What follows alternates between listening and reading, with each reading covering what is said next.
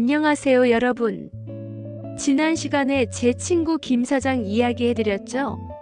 결국 며칠 전에 퇴원해서 혈압약을 한 보따리 타왔더라고요. 그런데 약을 앞에 두고 한숨만 푹푹 쉬는 겁니다. 이거 한번 먹기 시작하면 이제 평생 먹어야 하는 거 아니냐?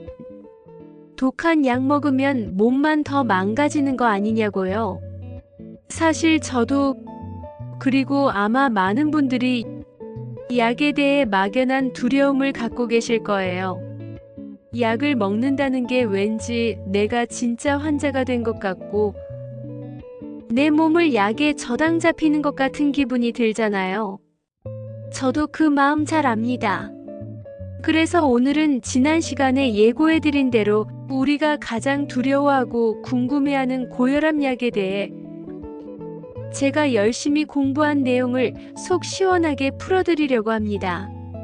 정말 평생 먹어야 하는 건지 부작용은 없는지 오늘 영상 끝까지 보시면 막연했던 두려움이 확신으로 바뀌실 겁니다. 약을 이야기하기 전에 가장 근본적인 질문부터 해봐야 해요. 생활 습관도 바꾸는데 굳이 약까지 먹어야 하나? 저도 이게 제일 궁금했거든요. 이해하기 쉽게 하나의 예시를 들어볼게요. 바로 소방관과 화재 예방이에요. 갑자기 웬 불이냐고요? 고혈압은 우리 혈관에 이미 불이 난 것과 같아요. 생활습관 개선, 즉 싱겁게 먹고 운동하는 건 불이 더 번지지 않게 주변의 땔감을 치우는 화재 예방 활동입니다. 정말 중요하고 반드시 해야죠. 하지만 이미 활활 타오르는 불을 끄려면 소방관이 출동해서 물을 뿌려야 합니다. 고혈압 약이 바로 그 소방관 역할을 하는 겁니다. 예방 활동만 믿고 불을 그냥 놔두면 우리 몸이 다 타버릴 때까지 속수무책으로 당할 수밖에 없어요. 약으로 일단 급한 불을 끄면서 동시에 생활습관 개선이라는 화재 예방을 꾸준히 해야만 우리 몸을 안전하게 지킬 수 있는 거죠. 약은 적이 아니라 내 몸을 지키기 위해 달려온 든든한 지원군인 셈입니다. 자, 이제 가장 무서운 질문이죠. 한 번 먹으면 평생 먹어야 한다. 이건 반은 맞고 반은 틀린 이야기입니다. 고혈압은 감기처럼 며칠 앓고 낫는 병이 아니라 당뇨병처럼 꾸준히 관리해야 하는 만성 질환이거든요.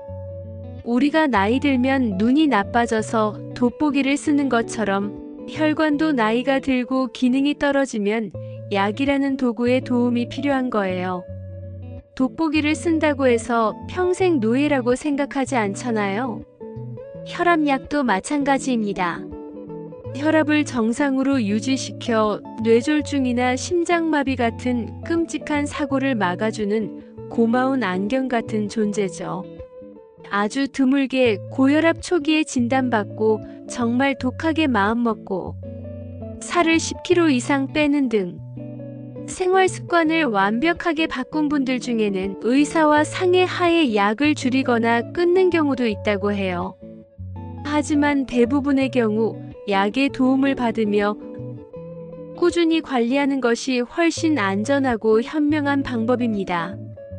평생이라는 단어의 무게에 짓눌리지 마시고 평생 건강하게 관리한다고 생각을 바꾸시는 게 중요해요.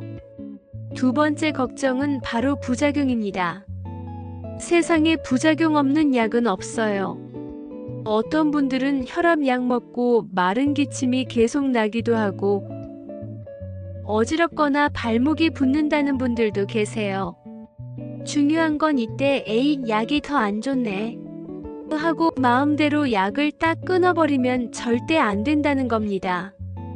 이건 정말 위험해요.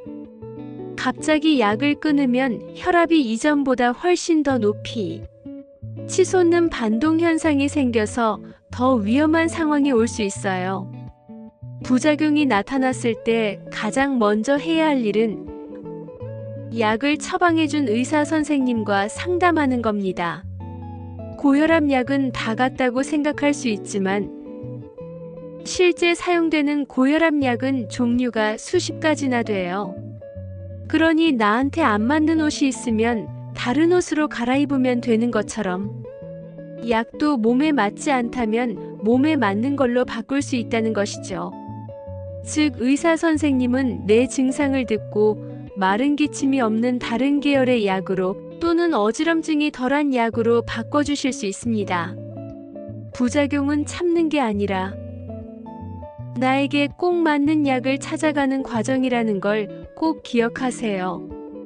그럼 도대체 어떤 종류의 약들이 있을까요? 제가 의사는 아니지만 이해하기 쉽게 원리만 간단히 설명해 드릴게요. 첫 번째 그룹은 이뇨제입니다. 이뇨제는 우리 몸에 있는 물을 빼는 약이라고 생각하시면 돼요. 몸에 소금이 많으면 물을 자꾸 끌어당겨서 혈액량이 늘어나고 혈압이 올라가거든요. 이뇨제는 소변으로 소금과 물을 쫙 빼줘서 고무호스 안에 물의 양 자체를 줄여주는 거예요. 그래서 혈압이 떨어지죠. 두 번째 그룹은 베타 차단제입니다. 이건 흥분한 심장을 진정시키는 약이에요. 우리가 일상생활에서 긴장하거나 화가 나면 심장이 막 쿵쾅거리잖아요. 베타 차단제는 심장이 너무 과하게 흥분하지 않도록 진정해 하고 다독여주는 역할을 합니다. 펌프가 좀 더 부드럽게 작동하니 혈관이 받는 압력도 줄어드는 원리죠. 세 번째 그룹은 칼슘 채널 차단제입니다. 이건 뻣뻣한 혈관을 부드럽게 이완시키는 약이에요. 우리 혈관 근육은 칼슘이 들어가야 수축을 하는데 이 약이 칼슘이 들어가는 길목을 딱 막아서 혈관이 꽉 오그라들지 않고 느긋하게 풀어지도록 만들어줍니다. 길이 넓어지니 압력이 낮아지겠죠. 마지막으로 가장 많이 쓰는 약 중 하나인 안지오텐신 전환요소 억제제 ACEI나 안지오텐신 수용체 차단제 ARB가 있습니다. 이름이 너무 어렵죠? 그냥 이것들은 우리 몸에서 혈관을 꽉 조이는 물질 자체를 못 만들게 하거나 만들어도 작용을 못하게 막는 약이라고 생각하시면 돼요. 좁은 2차선 도로를 뻥 뚫린 8차선 고속도로로 만들어주는 역할을 하는 셈이죠. 이렇게 다양한 소방관들이 있으니 나한테 맞는 소방관을 의사 선생님과 함께 찾으면 되는 겁니다. 그럼 약을 먹기 시작했다면 무엇을 조심해야 할까요? 제가 꼭 당부드리고 싶은 3가지 철칙이 있습니다. 첫째, 매일 같은 시간에 드세요.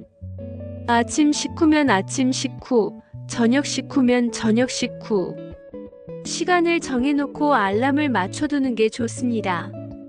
우리 몸의 혈중 약물 농도를 일정하게 유지해야 혈압도 안정적으로 조절되기 때문이에요. 둘째, 마음대로 약을 쪼개거나 가루로 만들지 마세요. 특히 서방정이라고 쓰여있는 약들은 약이 위장에서 한 번, 장에서 또 한 번 천천히 녹도록 특수 코팅이 되어 있는 거예요. 이걸 부숴 먹으면 약 효과가 한 번에 확 나타났다가 금방 사라져서 아주 위험할 수 있습니다. 셋째, 함께 먹으면 안 되는 음식이나 약을 조심하세요. 특히 자몽이나 자몽 주스는 약의 혈중 농도를 너무 높여서 부작용을 일으킬 수 있으니 반드시 피해야 합니다. 다른 약을 먹거나 영양제를 먹을 때도 꼭 의사, 약사 선생님과 상의하셔야 하고요. 이 3가지는 정말 중요하니 꼭 기억해 주세요. 이제 약에 대한 오해가 좀 풀리셨나요? 마지막으로 당부할 것이 있습니다. 많은 분들이 이제 약 먹으니까 마음대로 먹고 살아도 되겠지 하고 착각하시는 경우가 있어요. 이건 절대 안 됩니다. 약은 어디까지나 우리 혈관이 더 망가지지 않게 지켜주는 방패일 뿐이에요. 계속해서 혈관을 공격하는 나쁜 생활 습관을 유지한다면 약만으로는 고혈압을 관리하기 어렵답니다. 즉 짜게 먹고 운동 안 하고 스트레스 받는 것을 그대로 두면 방패도 언젠가는 뚫리고 말 거라는 것이죠. 그러니 약의 효과를 제대로 보고 나중에는 약을 줄일 가능성을 만들려면 생활 습관 개선은 선택이 아니라 필수입니다. 약과 좋은 생활 습관, 이 두 가지가 함께 갈 때 우리는 비로소 고혈압이라는 무서운 병으로부터 자유로워질 수 있는 거예요. 약을 믿고 의지하되 내 몸의 주인은 나라는 사실을 잊지 마세요. 오늘은 고혈압 약에 대해 소문으로만 접했던 여러 가지 오해와 진실에 대해 이야기해봤습니다. 이 약은 평생의 족쇄가 아니라 내 소중한 생명을 지켜주는 고마운 친구라는 사실 꼭 기억해 주셨으면 좋겠습니다. 그리고 부작용이 두려워 마음대로 끊지 마시고 반드시 의사 선생님과 상의해서 나에게 꼭 맞는 옷을 찾아가시길 바랍니다.